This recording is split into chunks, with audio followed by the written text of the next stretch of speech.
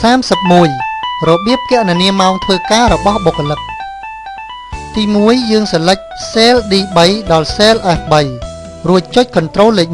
1 ហើយចុចនៅលើ number ទី2 ចុចនៅលើ time ដើម្បីកំណត់វាឲ្យទៅជាម៉ោងជ្រើសរើសគំរូម៉ោងចុច OK ចុចនៅក្នុង cell F3 ដើម្បីសរសេររូបមន្តស្មើ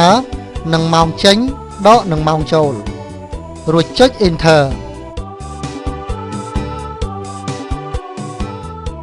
នៅក្នុង cell H3 សរសេររូបមន្តម៉ោងធ្វើការ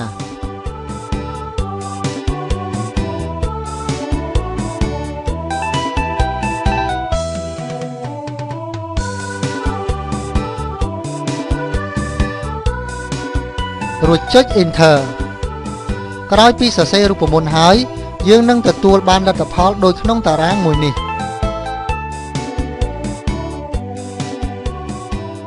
បុគ្គលិកឈ្មោះលីនស្រីលក្ខណ៍ភេទស្រីចូលធ្វើការនៅម៉ោង 7:30 នាទីហើយចេញវិញនៅម៉ោង 11:30 នាទីរយៈពេលធ្វើការគឺ 4 ម៉ោងហើយថ្លៃឈ្នួលក្នុង 1 ម៉ោងគឺ $0.40 ដូច្នេះសរុបទឹកប្រាក់ 4 ម៉ោងគឺបាន$1.60